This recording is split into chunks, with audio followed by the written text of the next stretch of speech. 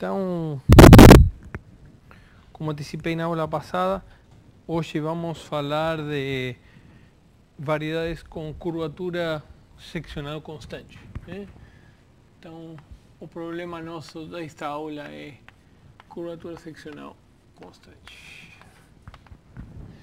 Então, aqui tem um exemplo óbvio, né, que é Rn, né? Claro, com a métrica usual, a gente já viu que tem curvatura zero, né? Vimos também, quando vimos subvariedades, que a esfera, a segunda forma fundamental da esfera é a identidade, e, portanto, pela equação de Gauss, ela tem que ter, como uma subvariedade dentro de Rn mais 1, ela tem que ter curvatura constante 1.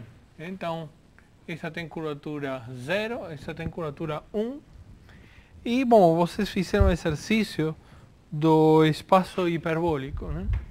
O espaço hiperbólico, como está no livro, né, é simplesmente uma bola de raio 1 dentro de Rn com uma métrica conforme a métrica euclidiana que faz dela ter curvatura negativa constante, menos 1.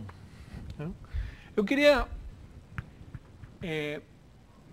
tem uma diferença grande da maneira com que vocês viram esta que a que viram esta, né? Aqui pegaram uma métrica conforme a métrica euclidiana, saíram fazendo contas e viram que tinham que ver. Aqui vocês pensaram isso como uma subvariedade de Rn mais 1. Né? Mas, na verdade, tem muitos modelos do espaço hiperbólico, né? E um deles é totalmente análogo à esfera dentro do espaço euclidiano, né? Que é simplesmente pegar o seguinte conjunto, né?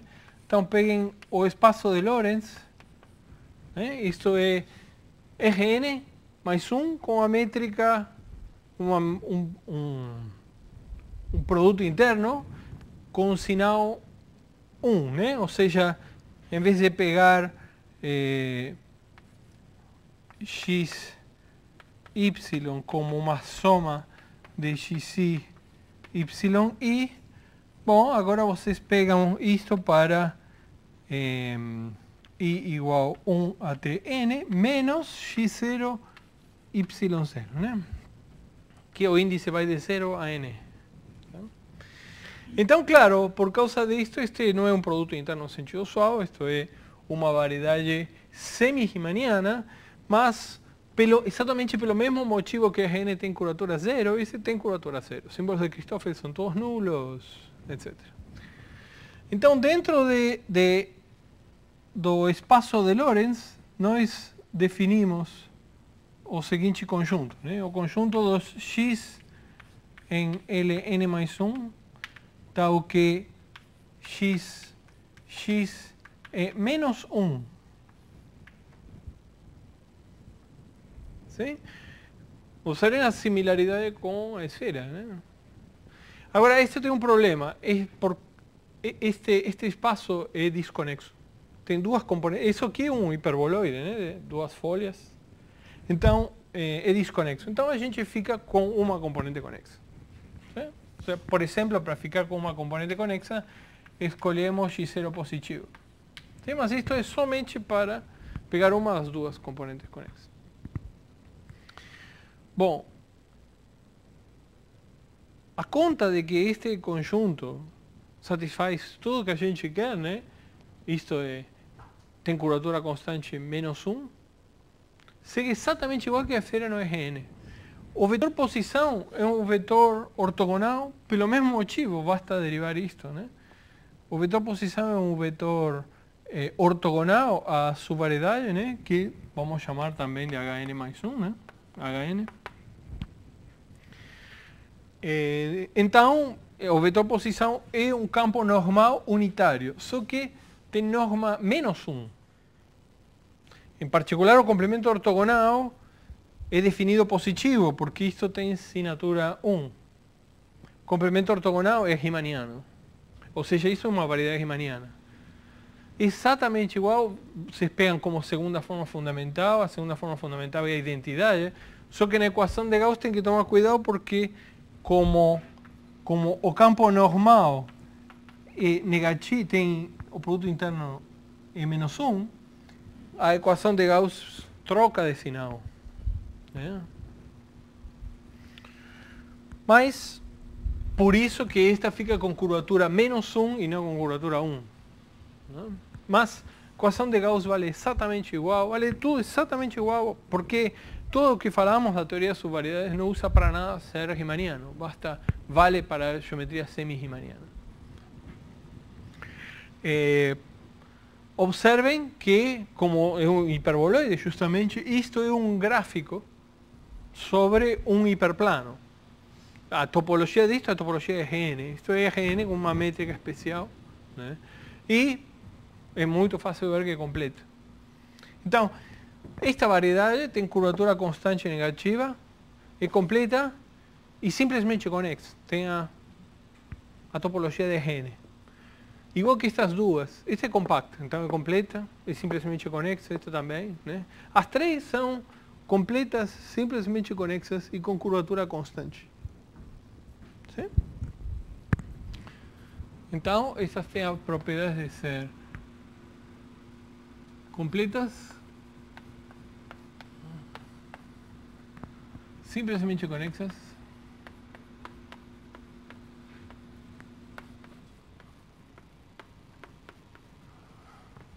e com curvatura constante. Claro que eu posso multiplicar a métrica por uma constante positiva e mudar este 1 para qualquer constante positiva e este menos 1 para qualquer constante negativa. ¿Sí? Eu vou resumir isto assim. Ou seja, isto vai ser uma variedade completa, simplesmente conexa de curvatura constante C. Certo? E essa notação se justifica porque nós vamos ver hoje que essas variedades são únicas. Existe uma única variedade com essas propriedades. Quer dizer que qualquer outra é isométrica a ela. Então é única na nossa categoria. Muito bem, então, por que a gente estuda estes espaços? Né? Bom, tem vários motivos. Um deles a gente já viu. Né? O teorema fundamental de subvariedades só vale nesses espaços. Né? Ou com as hipóteses que a gente gostaria vale nesses espaços e não vale em geral. Mas tem um motivo mais geométrico, mais interessante, que é o seguinte, né? Os postulados usuais da geometria pedem para vocês entender quando dois objetos são iguais. Objetos dentro do espaço. Em particular, para dizer que são iguais, o que quer dizer que são iguais? Que vocês podem superpor um no outro, por exemplo. Ou seja, que tem uma isometria que leva um no outro. Mas para isso vocês precisam de isometrias, precisam de muitas isometrias. ¿Sí? Agora, o que quer dizer que um espaço tenha muitas isometrias? Né? Bom, em particular, suponham que então, por exemplo, para todo ponto em M e para todo... Então tem para todo P e P' em M, dois pontos de M, a gente quer uma isometria que leve um ao outro, pelo menos. ¿Sí? Isso é um espaço homogêneo. Um espaço que dois pontos quaisquer tem uma isometria que leva um ao outro. Mas a gente não só quer isometria, a gente quer poder rodar. Né? Para, por exemplo, ver se dois triângulos são congruentes ou não. Mas para poder, o que quer dizer rodar? Bom, quer dizer que uma base pode ser levada em qualquer outra. Né? Mas o que acontece é que se dois vetores quaisquer ortogonais podem ser levados em dois vetores quaisquer ortogonais, tem que ter curvatura constante. Certo? Porque, em particular, em cada ponto, dois vetores, posso pegar como P' igual a P, E dois vetores têm que ser levados em outro com uma isometria. Então a curvatura seccional deste tem que ser igual à curvatura seccional deste. Todas as curvaturas seccionais no ponto têm que ser iguais, e os pontos são idênticos, porque existem isometrias levando um ponto em outro. Então, tem que ter curvatura seccional constante a variedade. Então basta que vocês pedirem que dois vetores ortonormais, né, sejam levados em dois vetores ortonormais quaisquer, isso já implica que a curvatura é constante. Estes espaços são ainda mais fortes, né, porque nestes espaços, dados dois pontos quaisquer e duas bases ortonormais, em cada ponto existe uma isometria que leva um ao outro. ¿Sí? Aqui, o grupo de isometrias daqui é ON, né? E preserva bases ortonormais, leva bases ortonormais em bases ortonormais. De fato, uma base ortonormal determina um elemento em ON. Né? Mesma coisa aqui, e aqui é a mesma coisa, porque o grupo de isometrias deste é ON11. ON1. Ou seja, o grupo das transformações lineares que preservam este produto interno não degenerado. Né? Ao contrário de ON, este grupo não é compacto. Mas é um grupo de Lie e tão rico quanto ON. Né? De fato, exercício.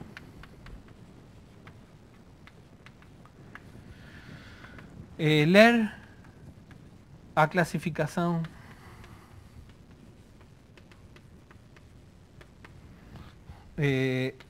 do grupo de isometrias de HN. Isso está no livro. Muito bem. O grupo de isometrias de HN está íntimamente relacionado com o grupo das aplicações conformes de EGN. Muito bem, então, se a gente quer muitas isometrias, a gente precisa estudar espaços de curvatura constante. O que acontece agora é que, se tem a mesma dimensão, dois espaços de curvatura constante são localmente isométricos. Coisa que não é nada óbvia. Então, para isso, a gente vai usar um teorema de Cartan, que diz o seguinte, teorema. Antes de falar do teorema, deixem escrever o seguinte. Suponha que vocês têm F de M em M, chapéu. Tem um ponto P aqui, um ponto P chapéu aqui. Suponha que F é uma isometria. Sim? Uma isometria local em P. Então, o que acontece? Bom, vocês podem chamar I a diferencial de F em P. Isto vai de TPM a TP'M. Isso aí é uma isometria linear. Sim? Porque F é uma isometria. Agora, F leva geodésicas em geodésicas. Sim? Então, se eu tenho V em TPM, então tenho a geodésica gama V de T. Então, F dela tem que ser uma geodésica aqui, em M chapéu. P chapéu. Sim? F disto tem que ser uma geodésica em M chapéu. E qual geodésica é? Bom, esta é uma geodésica que passa por P chapéu e a velocidade é I de V. Sim? Ou seja, isto tem que ser a geodésica gama IV de T. Em outras palavras, F tem que ser, pelo menos numa vizinhança de P, né? Numa vizinhança de P, tem que ser exponencial em P inverso, composto com I, composto com exponencial de P chapéu. Isso que escrevi aqui é a mesma coisa que isso. Certo? ¿Sí? Em outras palavras,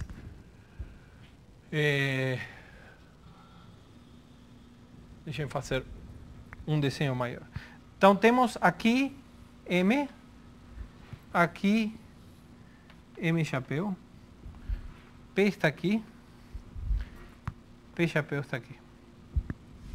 Então o que estou dizendo é que se F é uma isometria, a única maneira que isso acontece é se eu subo para os espaços tangentes. Esse aqui é o 0P, esse aqui é o 0P chapéu. Aqui temos I,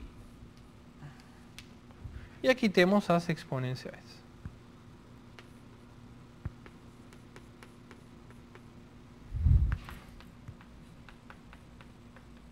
Sim? Claro. Muito bem. Agora, pegue uma vizinhança normal de P. E eu vou definir uma aplicação natural entre os fibrados tangentes sobre estas bolas normais. Como F é contínua, se F basta ser um difeomorfismo local contínua, então F, que está aqui embaixo, né, deste aberto vai parar numa vizinhança normal daqui. Né? Deixa eu escrever aqui a vizinhança normal. Por continuidade, simplesmente. Muito bem, então o que faço agora é o seguinte. Né? Eu quero pegar um ponto qualquer aqui. Né? E um vetor aqui. E determinar um ponto razoável aqui. Né? Que tem a ver com F. Né? Você pode pensar, bom, basta pegar a diferencial de F. Não vou pegar a diferencial de F. Isso vai ficar claro depois. Por quê? Mas o que a gente faz é o seguinte. Se aqui está Q, e este é um vetor V, o W, o que eu faço é o seguinte. Bom, como está numa vizinhança normal, existe uma única geodésica que une Q com P. Sim?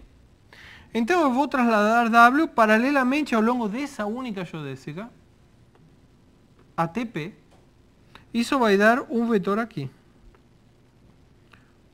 Vou escrever simplesmente por P de W. Este P é a translação paralela ao longo da geodésica que une P com Q. ¿Sí? Isso é um elemento que está no espaço tangente em P, ou seja, está aqui. ¿Sí? Agora vou com a identidade para aqui. ¿Sí? Com a identidade, com esta I. Ou seja, temos aqui um vetor.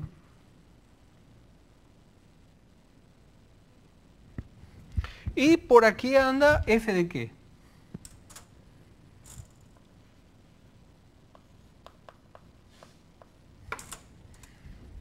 ¿Sí? Então pego a geodésica que une P chapéu com F de Q e traslado este até aqui. Ou seja, isto aqui vai ser, deixa eu colocar aqui inversa, né? Porque estou trasladando sobre a geodésica no sentido contrário. Então aqui é P composto com I composto com P menos 1 de W. Vou botar um chapéu para indicar que é a translação paralela na variedade M chapéu. ¿Sí? ¿Se entendeu? Em outras palavras, se Q é gama V de T e W está em T que M, eu defino essa função φ. Φ de W igual a inversa da translação paralela entre T e 0, entre 0 e T, da geodésica gama V de W. Isto está aqui, aplico I, e agora aplico a translação paralela sobre a geodésica e V entre 0 e t. Sim? Isso foi exatamente o que fizemos nesse desenho. Em outras palavras, observem que I é uma isometria local e estas duas são isometrias. Então, isso aqui é uma isometria. Sim? É uma isometria de fibrados.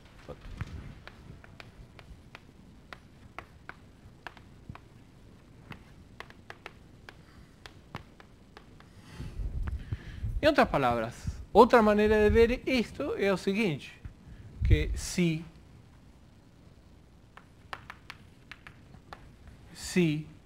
E1 e N é uma base de TPM e pegamos E1 de T e N de T o transporte paralelo desta base ao longo de gama V, então φ de E1 de T, φ N de T, esta base é o transporte paralelo ao longo de gama IV. Transporte paralelo de IE1 e EN. ¿Certo? ¿Está claro isso aqui? Opa. Está claro então que isso aqui é equivalente a esta definição. Isso aqui é justamente o transporte paralelo.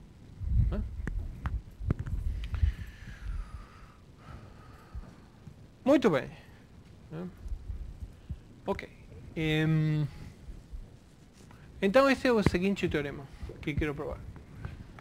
Teorema de Cartan.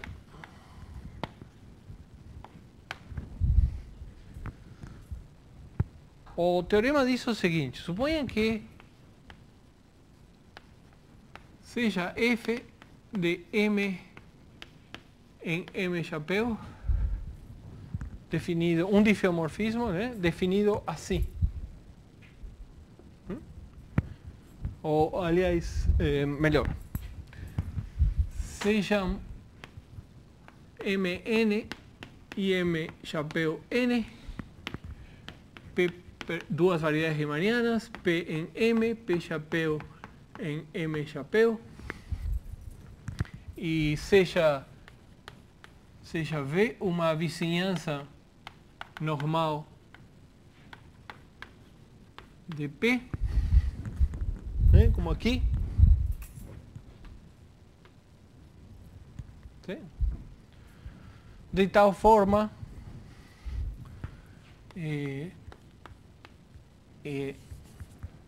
uma vizinhança normal de P e uma isometria linear entre este espaço e este espaço. São dois espaços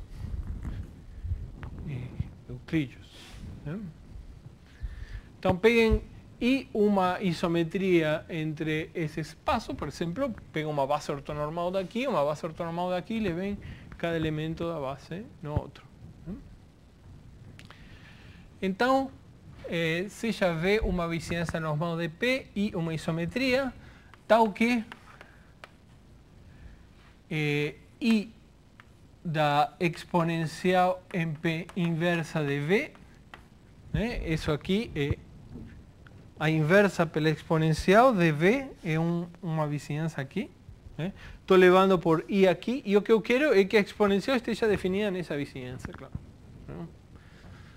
Tal que está contida no domínio de definição da exponencial em P. Isso é só para que esta função f tenha sentido. Então definam f como que está aí. Se a gente quer que isso seja uma isometria, tem que estar definida assim, como já vimos.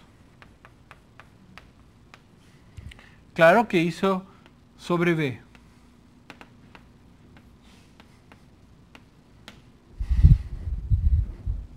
¿Sí? Então, se a φ preserva os tensores de curvatura, então F é uma isometria.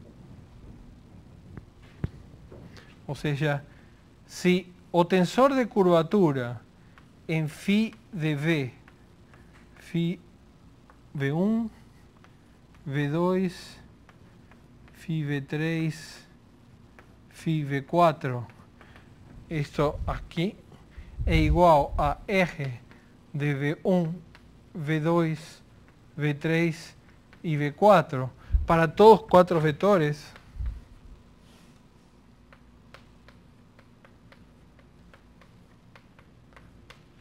em T de V, então F é uma isometria.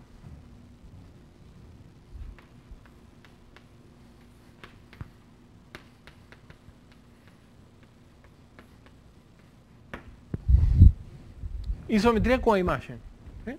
Isometria local.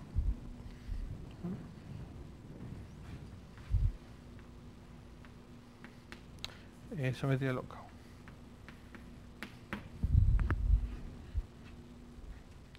Bom, e a prova é muito mais fácil do que tudo que eu falei, né? Porque, na verdade, é bem óbvio por que isso funciona.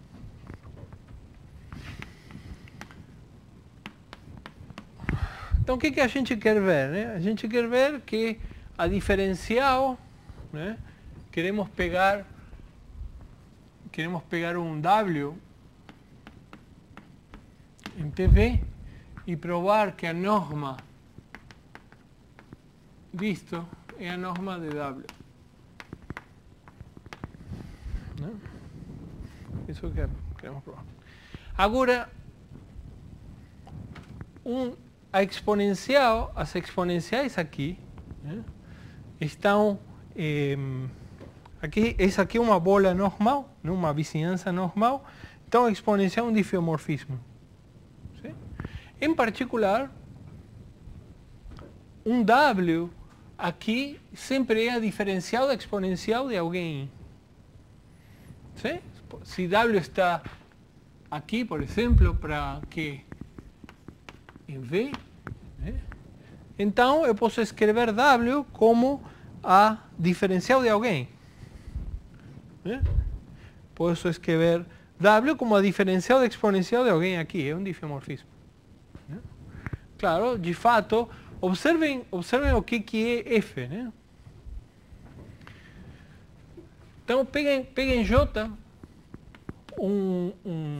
então se Q é gama V de 1, por exemplo, peguem J, um campo de Jacobi ao longo de gama, tal que J de 0 seja 0 e J de 1 seja W. Eu posso, porque J de T é a diferencial da exponencial em P de V. Lembre, tem um T que tem aqui um T alguém. W0. Como a exponencial é um diffeomorfismo, em TV, a diferencial da exponencial é um diffeomorfismo em TV, existe um W0 em tempo 1 que vai parar a W. ¿Sí? Ou seja, J de 1 é W. Aqui está. Certo? Bom, mas quem é a diferencial de F em J? Bom, isso aqui, observem quem é a F, né? Isto é a diferencial da exponencial em P chapéu, composto com a diferencial de I, que é I porque estamos trabalhando em espaços vetoriais, composto com a diferencial da exponencial em P menos 1, que é a diferencial da exponencial menos 1, composto com J, mas J é a diferencial da exponencial em P, em TV, de T, W. Estou omitindo os pontos onde são calculadas essas exponenciais, que são óbvios. Bom, claro que isto morre com isto. Sim? Ou seja, isto é a diferencial da exponencial em P chapéu de T e de W. W0.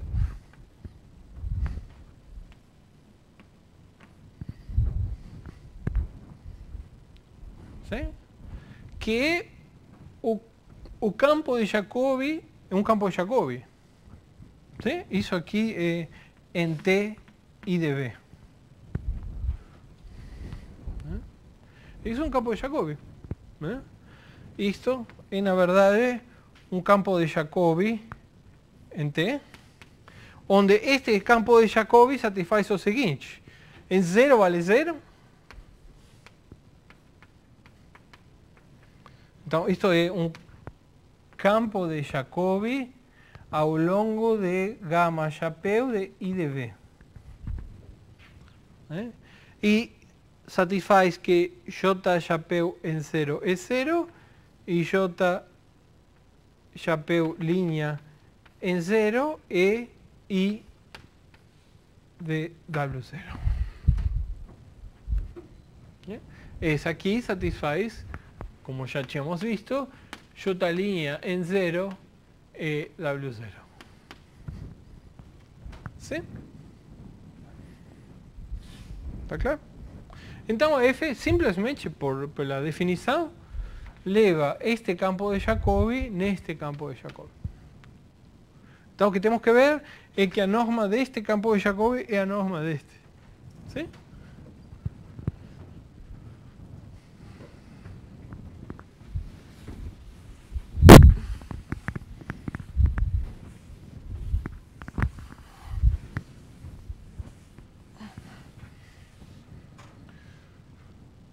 Mas isso também é claro, por quê?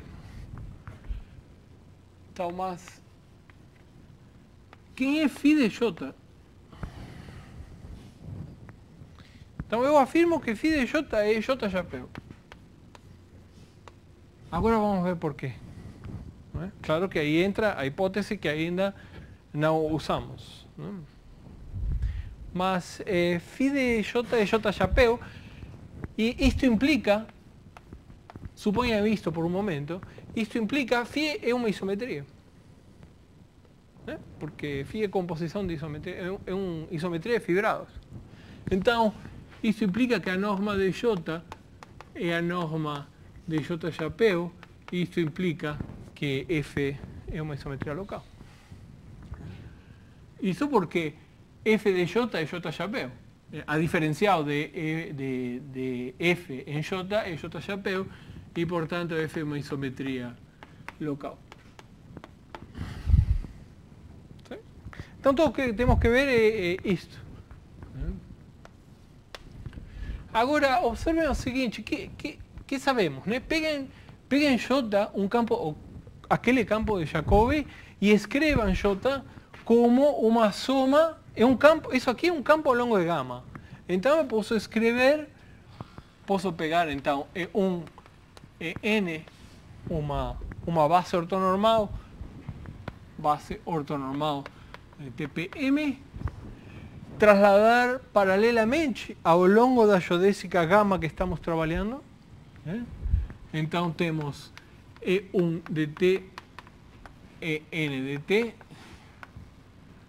a traslação paralela ao longo de gamma B. E, portanto, como J é um campo ao longo de gamma, eu posso escrever J de T como soma sobre I de J I de T e I de T. Claro, né? Bom, o que quer dizer que J é um campo de Jacobi? Bom, quer dizer que 0 é J duas linhas mais R gamma linha V de J. ¿Sí? Essa é a equação de Jacobi. Mas o que é isto, né? Bom, isto é a soma sobre I, J e duas linhas de T e I de T, né? Porque I é um campo paralelo. Então, isto é isto. Ou seja, são paralelos, né? Mas soma sobre I de R de gamma de linha de J I de T R gamma V linha de E I de T. Certo? ¿Sí? Eu posso pegar este como gamma V linha. ¿Sí? Porque gamma V linha é paralelo. Então aqui eu posso colocar E1 de T. ¿Sí? Está claro? Bom, ainda eu posso escrever isto como R de E1 de T I de T E1 de T E1 de T J de T J de T e somar sobre J. Certo? Vou trocar, J não, colocar aqui K. K. K. E vou trocar aqui o índice. K. K. K. Tudo isso para que simplesmente fique soma sobre K de JK duas linhas mais soma sobre I JI, vou chamar isto que está aqui de R I K.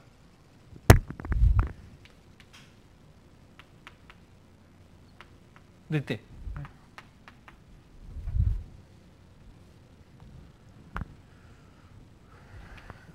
E K. Tudo de T. Certo? Bom, então estas são zero.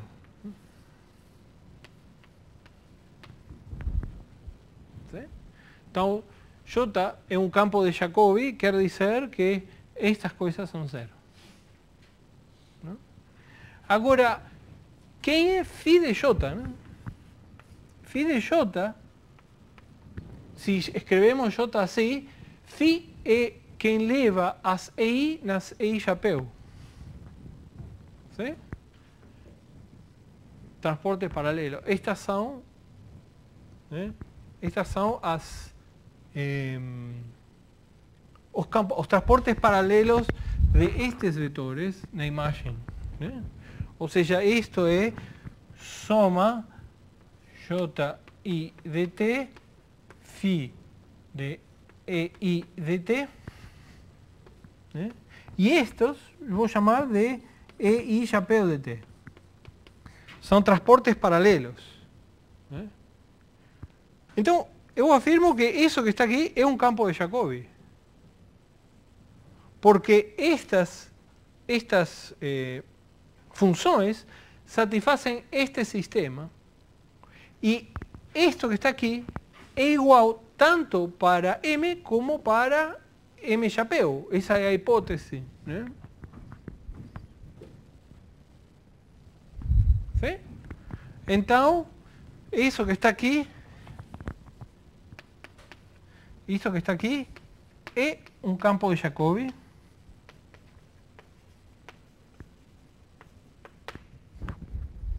E que tem as mesmas condições iniciais que J chapéu. Né? Porque as coordenadas são as mesmas. Né? Com as mesmas condições iniciais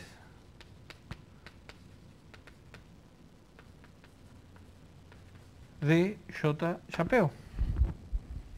Por unicidade, Φ de J é J chapéu. Que é o que queríamos. ¿Sí? Então, na verdade, estamos trapaceando, né? Obviamente, se vocês pedem, isto tem que, Φ tem que levar campo de Jacobi em campo de Jacobi, e por definição da F, a diferencial da F leva campo de Jacobi em campo de Jacobi, e como Φ é uma isometria, a diferencial da F tem que ser uma isometria. Isso é, resumindo, a prova é somente isso. Né? Bom, como vocês devem imaginar, isto é uma porcaria, né? Como vocês sabem disto? Observem que a construção, vocês, para verificar isso, vocês precisam construir este operador. Para construir este operador, vocês precisam conhecer as geodésicas, conhecer os transportes paralelos e depois vir e verificar isto. Muito difícil. A não ser num caso, quando a variedade tem curvatura constante.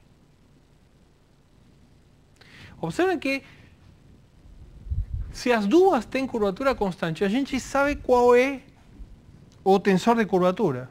Ele se constrói com uma constante e a métrica. ¿Sí? Mas Φ é uma isometria. Uma isometria em cada fibra, Φ é uma isometria. Então, se este tem curvatura constante e R chapéu tem curvatura constante, isto obviamente vale. ¿Sí? Porque vocês sabem quem é o tensor de curvatura e porque Φ é uma isometria de fibrado. Então, corolário,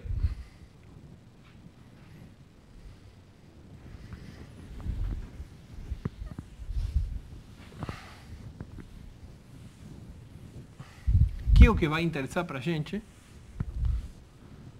Então, corolário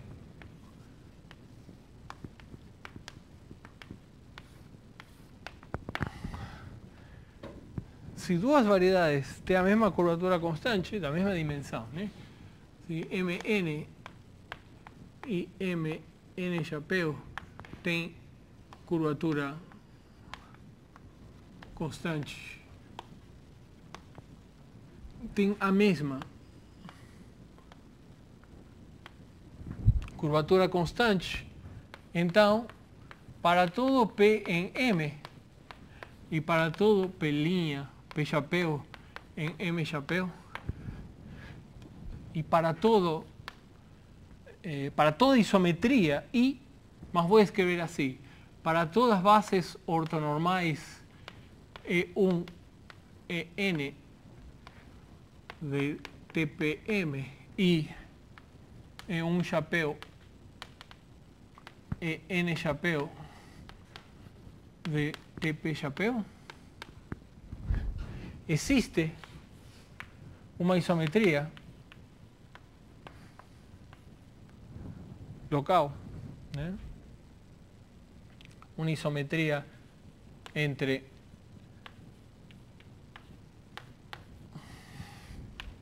uma vizinhança de P e uma vizinhança, uma isometria F entre duas vizinhanças normais, podem pegar. Existe uma isometria tal que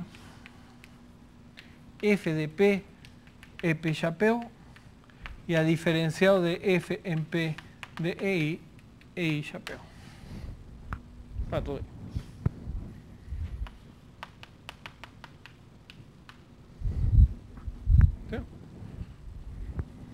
Então, se bem o teorema a priori parece impossível de verificar, é muito fácil de verificar quando tem curvatura constante.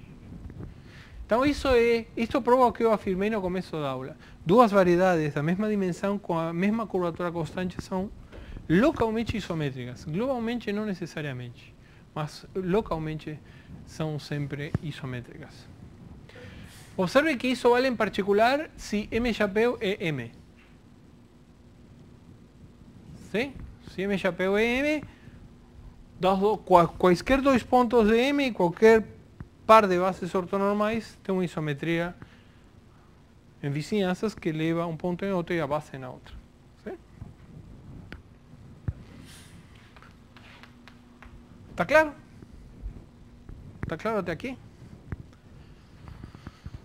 Muito bem. O teorema de Cartan é mais escrever esta aplicação phi, né? Que se escreve como transportes paralelos. Muito bem. Então esse é nosso teorema de Cartan.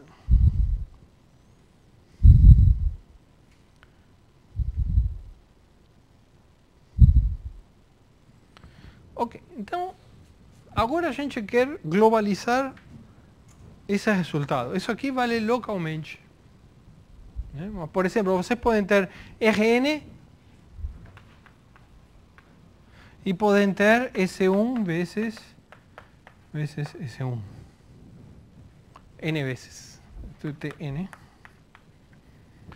Os dois têm curvatura zero. Esse tem curvatura zero por um produto. Né? De várias dimensão 1. Esse tem curvatura zero. Então são localmente isométricos, mas não são globalmente isométricos. Isso aqui é compacto e isso aqui tem volume infinito. Não é compacto, é aberto. Né? Então não são globalmente diffeomorfas. São homeomorfas. Então, mas os dois são completos. Então será que eu posso recuperar uma a partir da outra? E aí entram, de novo, aplicações de recobrimento.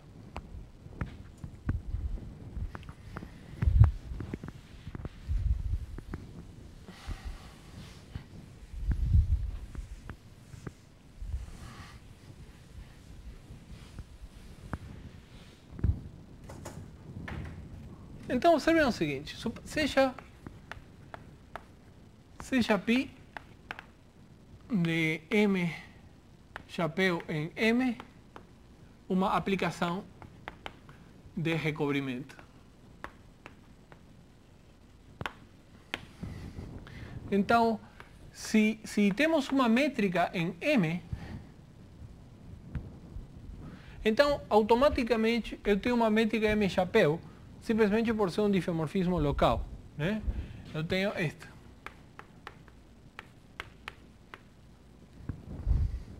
Isso aqui é uma métrica em M e, portanto, esta métrica se chama métrica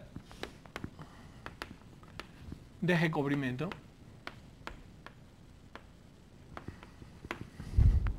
E com essa métrica, com esse par de métricas, a π vira uma isometria local. Claro. Não estou fazendo nada. Isso aí vale para todo diffeomorfismo. Então, isso aqui é uma métrica de recobrimento e π é uma isometria local.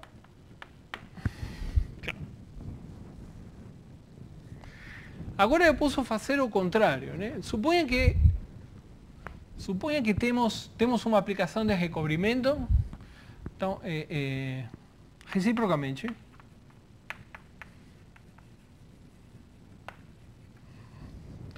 Se temos uma métrica em M chapéu, temos sempre, independentemente desta métrica, temos o DEC, que eu falei, né? As aplicações, os diffeomorfismos é esta que preservam as fibras. Muito bem. Se eu boto uma... Isso aqui, isso é o DEC, né? Sempre está dentro dos diffeomorfismos de M chapéu. Então, suponha que eu pego uma métrica de forma tal que é preservada pelo deck. Em outras palavras, suponham que o deck está dentro das isometrias de M-chapéu.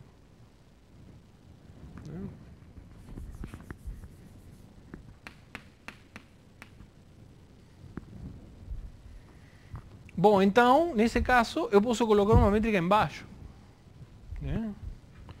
Então, nesse caso,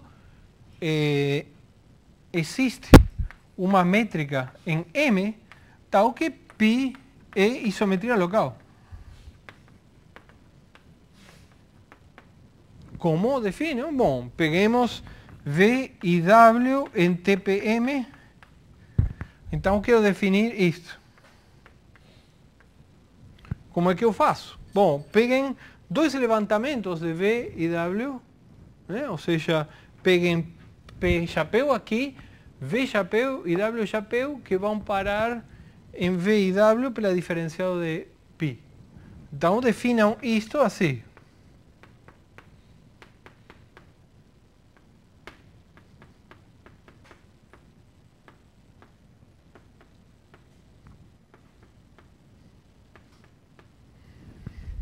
Claro que poderia não estar bem definida, mas está bem definida, porque justamente as aplicações do deck, o deck age via isometrias. Então, o produto interno em um ponto qualquer é igual ao produto interno em outro ponto qualquer. Então, quando a gente tiver isto, e unicamente quando a gente tiver isto, eu posso descer a métrica no recobrimento para a base.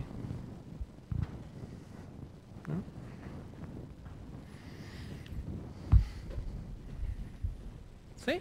Está claro? Muito bem. Com isso vamos fazer a seguinte brincadeira. Com isso vamos provar a primeira afirmação que eu fiz. Vamos provar que quando as variedades são completas e simplesmente conexas, essas são únicas. As que têm curvaturas constantes são completas e simplesmente conexas. Então, para isso vamos fazer, vamos começar assim, né? Então, teorema. Se M é completa, simplesmente conexa, com curvatura constante C, então M é isométrica a essa.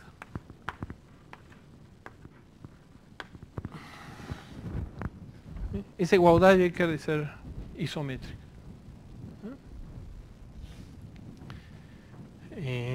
Então, iguais na categoria das variedades riemannianas. Como é que a gente faz? Bom, vamos aplicar o teorema de Cartan diretamente, né? Então, demonstração. Se a curvatura é menor ou igual a zero, se C é menor ou igual a zero, isto aqui a gente já provou. Por quê? Porque observem que o que a gente sabe é que a exponencial, neste caso, pelo teorema de Hadamard, é um diffeomorfismo. Completa simplesmente conexa de curvatura menor ou igual a zero. A exponencial é um diffeomorfismo. Okay? Então,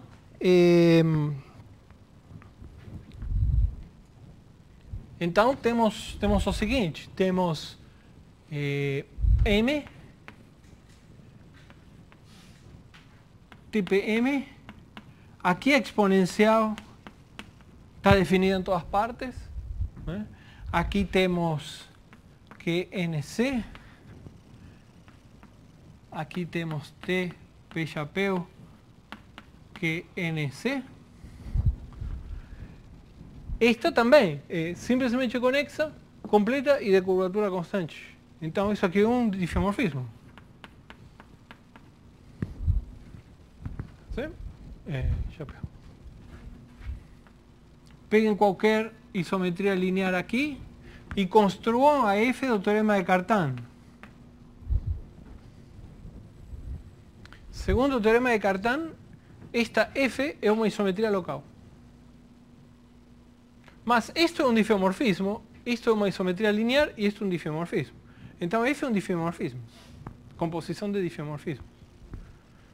Bom, diffeomorfismo, que é uma isometria local, é uma isometria. F é um diffeo mais uma isometria local implica isometria.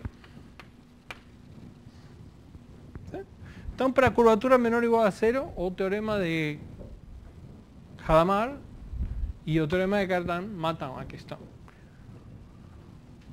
Quando a curvatura é maior que zero, aí não é tão fácil, porque a exponencial esta não é um diffeomorfismo. Então, o que vamos fazer nesse caso é colar duas isometrias.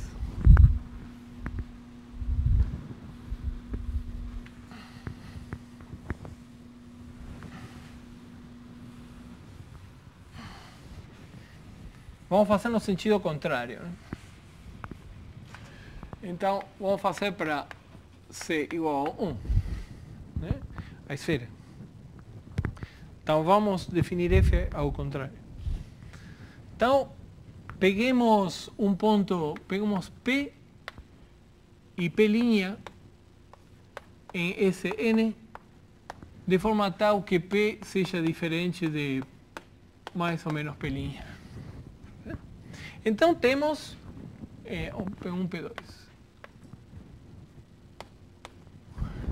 Então temos Sn menos P sub I. ¿Sí? Aqui temos a bola de raio π dentro do espaço tangente e aqui a exponencial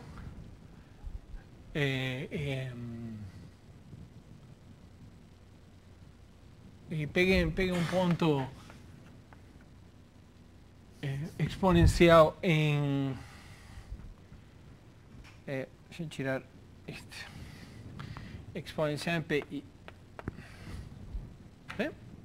Pode fazer a mesma brincadeira que antes, ou seja, aqui vão ter M chapéu, aqui vão ter o espaço tangente, aqui vão ter exponencial. E aqui vão ter uma FI. ¿Sí? Pelo teorema de Cartan. Escolham aqui uma I. Está mal essa J.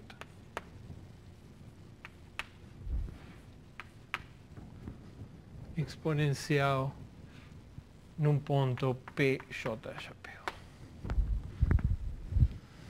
Sim, então, assim vocês têm duas isometrias definidas sobre esses dois abertos densos da esfera. Esses dois abertos densos têm a propriedade que a interseção é toda a esfera. Eu posso escolher esta FJ com total liberdade. Posso escolher quem vai ser o PJ chapéu aqui sem nenhum problema. Sim? Tá claro? Bom, então eu vou escolher as FJ para que coincidam na interseção desses dois abertos. Então, seja então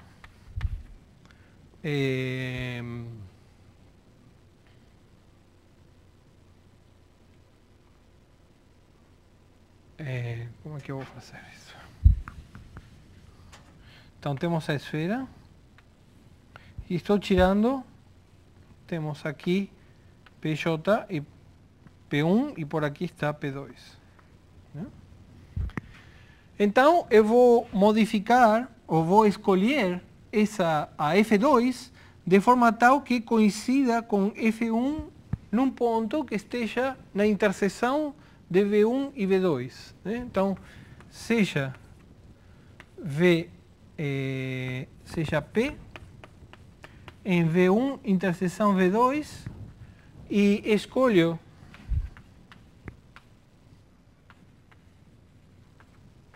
I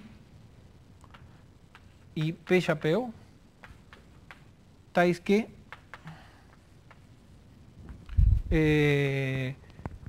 F2 de P é igual a F1 de P e a diferencial. Ou seja que eu posso escolher onde vai o ponto e qual é a base ortonormal. Eu tenho total liberdade para escolher a base ortonormal.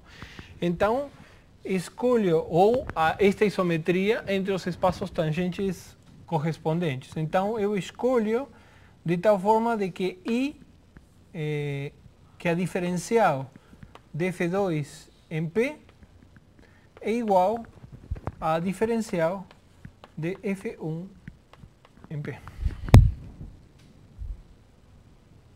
Sim?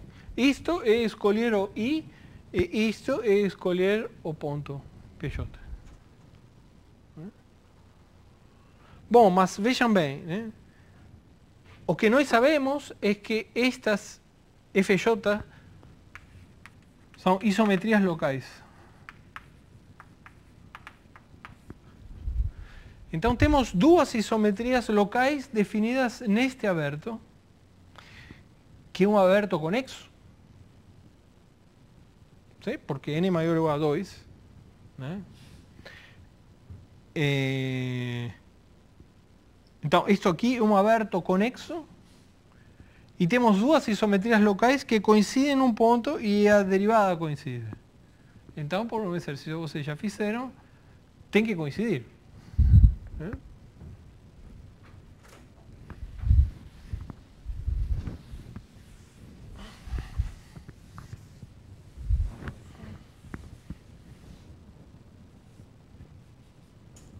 Então,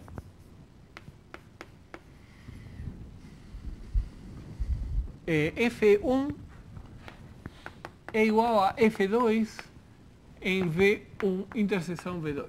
Isso implica que as duas juntas definem uma mesma F, né? Isto implica, então, que temos F agora definida sobre toda a esfera, né?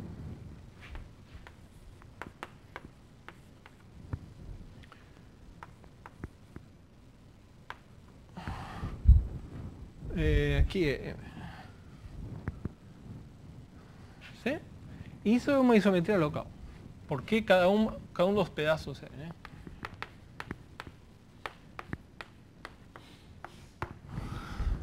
Certo?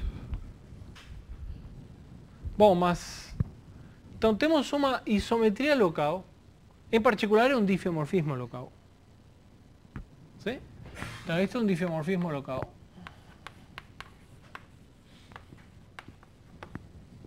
Mas este é compacto. Então, F é uma aplicação de recobrimento. Então, isso porque esse N é compacto. E agora vocês veem por que eu fiz no sentido contrário. Porque eu não sei se M é compacto ou não.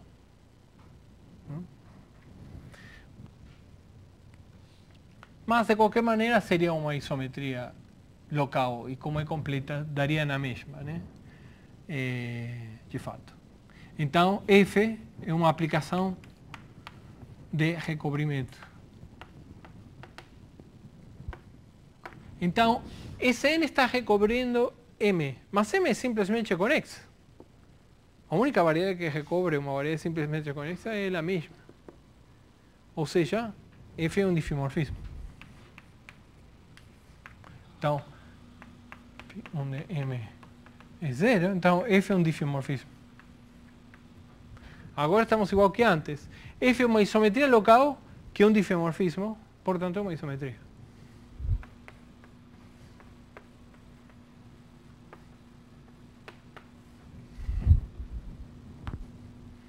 ¿Sí?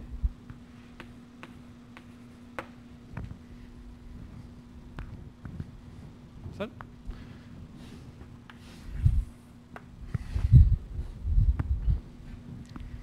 Muito bem. Agora então vamos, na verdade, voltar aqui, né? Então já sabemos que variedades simplesmente conexas, completas de curvatura constante são únicas, né? Então isso justifica esta notação que eu coloquei. Muito bem. Agora o que queremos entender é um pouquinho mais. O que queremos fazer é tirar isto. Claro que não é verdade. Se eu tirar isso,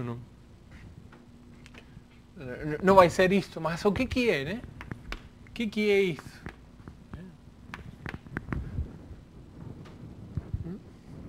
E para isso, vamos usar isso que está aqui.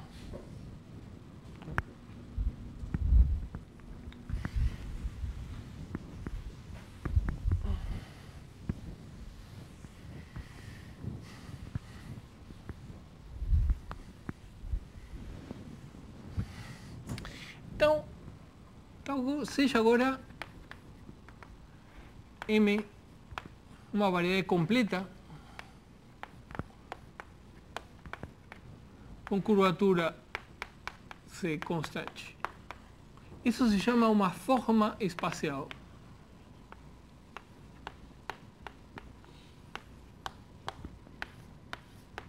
Nome. Isso é o que se chama uma forma espacial. Eu quero saber quem é M. Então, o que sabemos? Bom, podemos fazer esta brincadeira, né? Podemos pegar o recobrimento universal, né? Podemos pegar então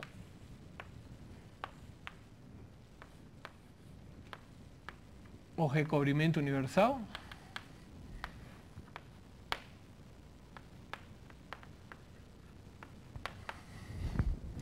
Aqui temos uma métrica. Posso levantar a métrica aqui.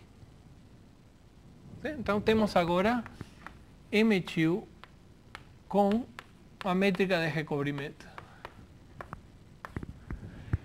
Isso faz de π uma isometria local. Mas esta tem curvatura constante. Então esta tem curvatura constante. Esta é completa. Então esta é completa. Por quê? Bom, porque... E é somente C. Porque se eu pego uma geodésica aqui definida para todo valor do parâmetro, o levantamento vai ser uma geodésica aqui, que vai estar definida para todo valor do parâmetro. E reciprocamente, se esta é completa, as geodésicas estão definidas para todo valor do parâmetro, quando projetar também vai estar definida para todo valor do parâmetro. Então é somente C. Né? Em outras palavras, MQ tem curvatura constante ou é completa se somente se M tem curvatura constante ou é completa. Bom, então no caso em que M é completa e tem curvatura constante, MQ é com a métrica de recobrimento é completa, tem curvatura constante e é simplesmente conexo. Então, já sabemos quem é.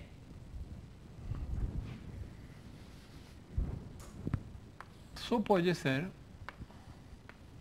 esta. Sim? Agora peguem o deck. Né? Chamem de gama ao deck de π. Como esta é simplesmente conexa, isto é isomorfo ao grupo fundamental de M, como vimos na aula passada.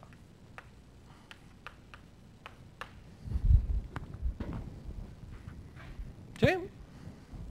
Agora, como a gente coloca aqui a métrica de recobrimento, a métrica é a métrica de recobrimento, isso que está aqui está dentro das isometrias disto.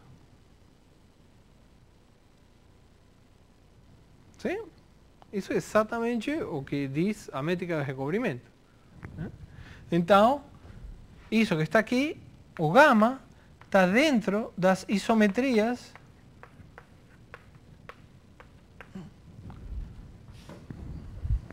do nosso espaço.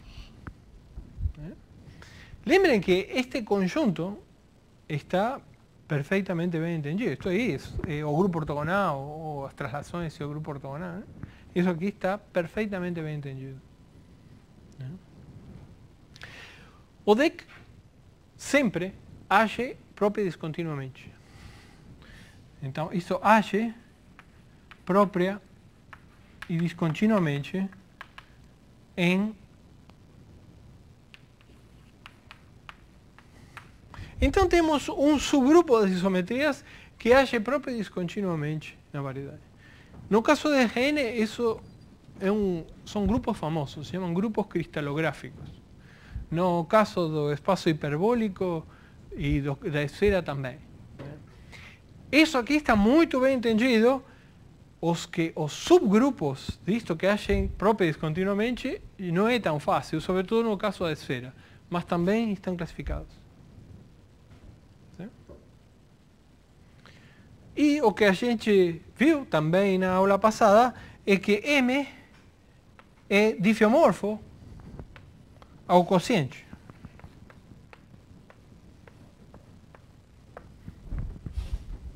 Sim? Mas, justamente, a aplicação de recobrimento desce por esse quociente e dá um difiomorfismo entre este e este. Mas a aplicação de recobrimento é uma isometria local. Esta π é uma isometria local, que é um difiomorfismo, portanto, é uma isometria. Sim? Então, na verdade, deixa-me escrever assim.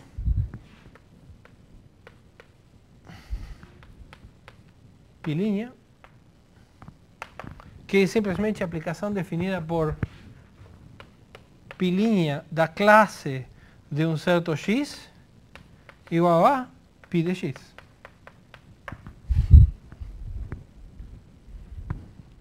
¿Ven?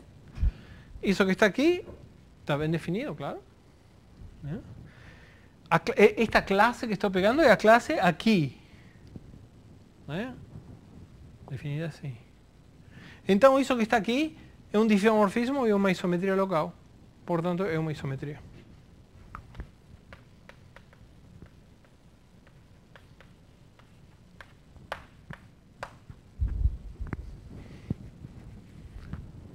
Essas são... E reciprocamente. Ou seja, o que quer dizer reciprocamente? Peguem este espaço. Peguem um subgrupo das isometrias desse espaço que age própria e descontinuamente. Peguem então o quociente.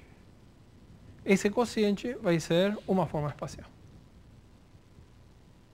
Como está dentro do grupo de isometrias, caemos neste caso. Ou seja, eu posso colocar embaixo, aqui, uma métrica que faz de π uma isometria local.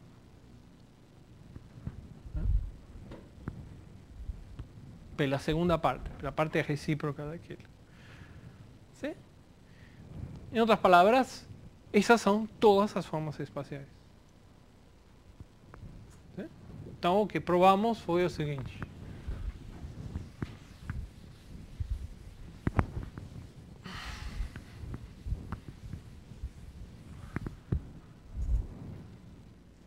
Proposição. Tem subgrupos que agem própria e descontinuamente que não ficam dentro da isometria. Sim. Claro.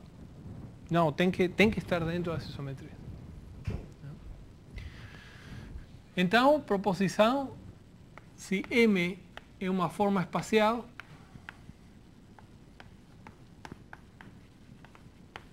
então o recobrimento universal de M é que NC e M é isométrica a que NC sobre gama com gama isomorfo ao grupo fundamental de M.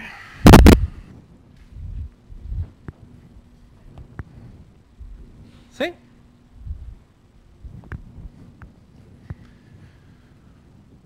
Muito bem. Então, observem que a classificação das formas espaciais virou um problema de teoria de grupos. A classificação dos grupos de certos grupos de Lie muito bonitos que agem próprios descontinuamente, e isso está classificado.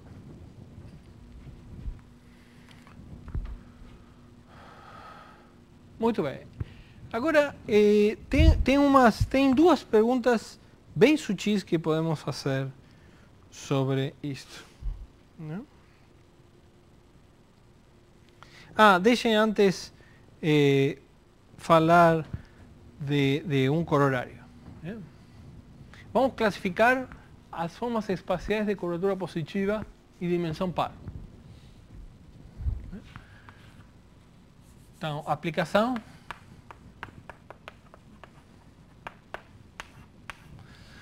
Se M2N é uma forma espacial com curvatura positiva, então ou é a esfera ou é o espaço projetivo.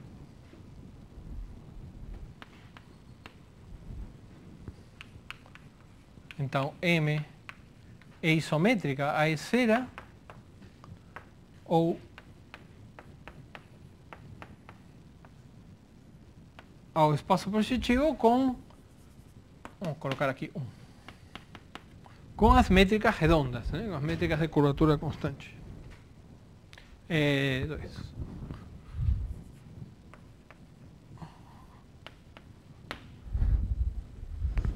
Bom, segundo o que está aqui, o que precisamos é entender quais são esses grupos, né?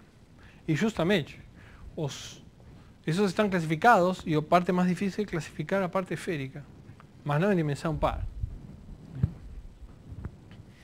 Então, observem o seguinte, né? Então, demonstração. Então, precisamos gama,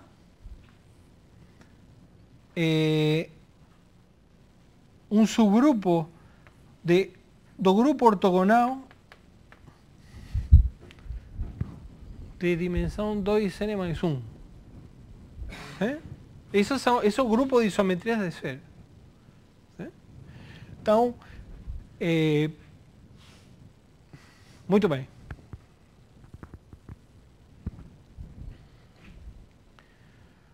Agora, que propriedade tem gama? Gama age própria e descontinuamente aqui, mas é um elemento do grupo ortogonal. Agora, observem que isso tem dimensão ímpar, né? Isso aqui, uma matriz ortogonal, tem todos os autovalores no círculo unitário. E como são matrizes reais, está onde a pares. Se lambda está, lambda conjugado está. ¿Sí? Então, os autovalores disto são lambda 1 conjugado, lambda 2 conjugado para os autovalores complexos e depois os autovalores reais. ¿Sí? Esos são autovalores complexos não reais e depois mas os autovalores reais, como é uma matriz ortogonal, ou é 1 ou é menos 1. Então é 1 menos 1 menos 1. ¿Sí? Agora, a dimensão é ímpar. Então, isso, os caras que são complexos puros comem um número par só. Então tem que ter alguém aqui. Por outro lado, se tem um autovalor 1, né? Se então, peguem aqui agora G aqui. Então, esses são os autovalores de G. Né? Esses são autovalores de G, visto como matriz ortogonal. Mas, então, se G tem autovalor igual a 1, bom, mas se G tem autovalor igual a 1, então G fixa um vetor. ¿sí? Que é o autovetor correspondente a esse autovalor 1. Mas se fixa um elemento que age próprio descontinuamente, um elemento de um grupo que age próprio descontinuamente, se fixa um ponto, fixa todo mundo. Então G é a identidade.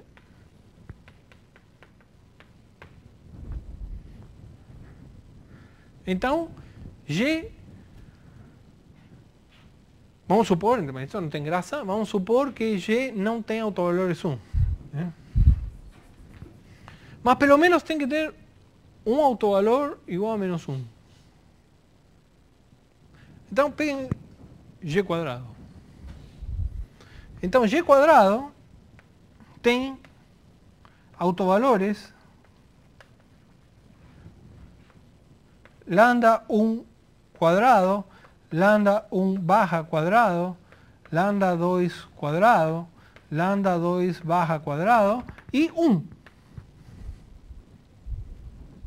Mas, de novo, isso aqui é um subgrupo. Então G quadrado está aqui.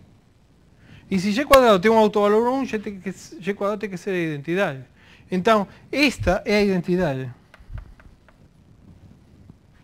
Ou seja, em particular, todos esses lambda tem que ser 1. Esses lambda quadrados tem que ser 1. Portanto, não podem ser complexos. Ou seja, não tem isto. Todos os autovalores são menos 1. Ou seja, bom, isto implica G quadrado igual a identidade, e isto implica, por causa disto, que G era menos a identidade.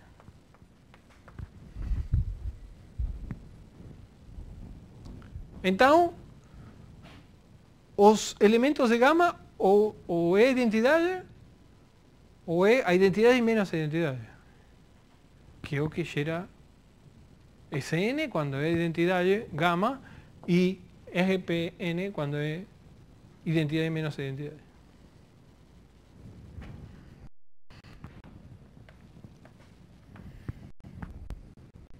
¿Sí?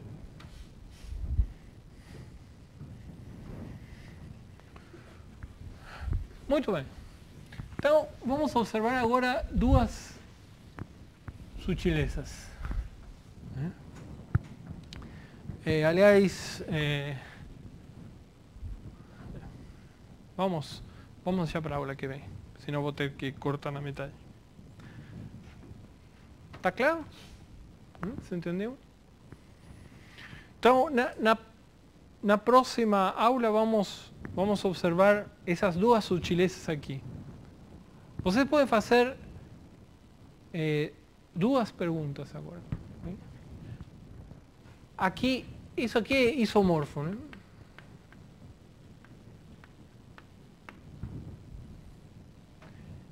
Então você poderia perguntar o que acontece se eu pego dois gamas isomorfos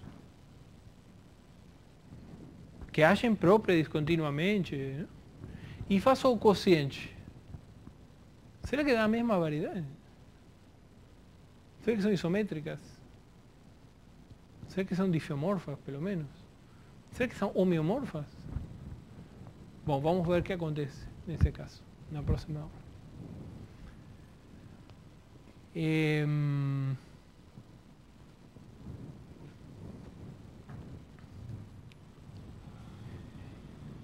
Então, isso é a primeira coisa. E a segunda coisa, vocês,